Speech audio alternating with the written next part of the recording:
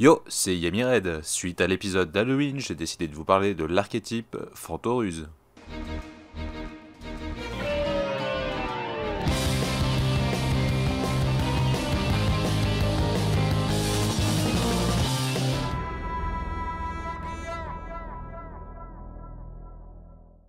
Il s'agit de monstres d'attributs ténèbres représentant tous des créatures du folklore d'Halloween et de mythes effrayants bien connus à travers le monde. Ils partagent quasi tous également ces deux effets. Ils ne peuvent pas être invoqués normalement sauf si vous contrôlez déjà un monstre Fantoruse sur le terrain et une fois par tour vous pouvez les retourner face cachée. Ces cartes sortent pour la première fois en 2012 dans Les Spectres de l'Ombre et sont complétées en 2014 dans L'Héritage des Braves puis Origines Primitives. Nous pouvons les diviser en 3 catégories bien distinctes. La première sont des démons de rang ou de niveau 1, c'est la catégorie des monstres au look farceur.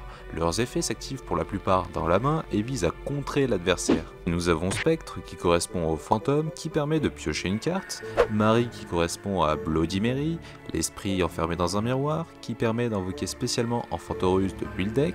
Ensuite nous avons Lanterne pour Jack-o'-lanterne qui incarne ce que la citrouille d'Halloween représente, il permet d'annuler une attaque, Jack Frost pour la personne du même nom qui apporte le froid et le givre, qui permet de changer un monstre adverse en mode défense face cachée, et Dullahan qui incarne le cavalier sans tête. Il permet de diviser l'attaque des monstres adverses par 2. Cette seconde partie sont des monstres magiciens de rang et niveau 2, ou plutôt devrais-je dire magiciennes, car ce sont exclusivement des personnages féminins.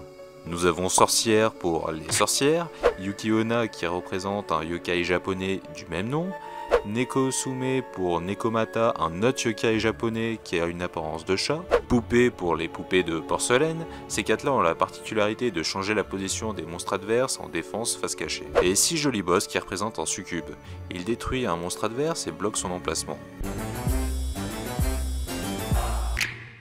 La dernière catégorie sont des monstres zombies de rang au niveau 3, eux sont moins pacifiques et visent plus à s'en prendre directement à l'adversaire tout en se renforçant les uns les autres. Il y a Squelette qui représente la faucheuse qui permet de retirer de la partie directement des cartes du deck, Momie qui représente les momies qui permet de faire une invocation normale supplémentaire, Loup de guerre qui représente le loup-garou qui inflige des dommages directs, Jiangshi pour Chaozu de Dragon Ball. Wow, ton humour s'est amélioré, non? Mais qu'est-ce que tu fais là encore? Je t'ai pas appelé. Bon, évidemment, vous en doutez, ce n'est pas Chaozu, c'est Jiangshi, un monstre du folklore chinois qui se nourrit du ki de ses victimes. Il permet d'ajouter un monstre Fantoruse à sa main. Stein, qui représente lui la créature de Frankenstein, permet d'ajouter une carte magie piège Fantoruse à la main. Ghoul représente les zombies, il augmente l'attaque d'un monstre. Yeti représente forcément le Yeti, il empêche le Fantoruse d'être détruit. Et Alucard, qui a son nom écrit dans le mauvais sens, car elle représente Dracula. Il permet de détruire une carte adverse.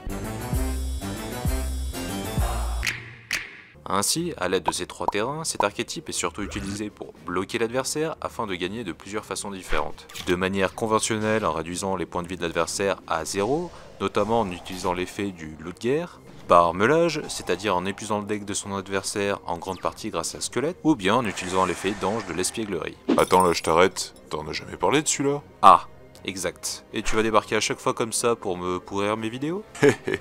Bon, je reprends. Sorti en 2015 dans Les Superstars Mondiales, Ange de l'espièglerie est le seul Fantoruse de rang 4 et de type elfe.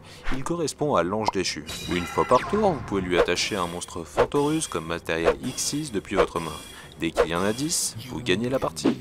Bon, vous en doutez, ce deck est plus fun que méta. Et pour son avenir, il est pour le moment plus ou moins incertain car rien n'est sorti depuis 2015. Concernant l'anime, aucun joueur ne joue cet archétype. Il y a juste une apparition rapide de Musée Fantoruse dans l'épisode 3 de Arc 5. Dommage qu'il ne soit pas plus exploité, mais vu qu'il bloque principalement son adversaire, peut-être que les duels seraient un peu longs.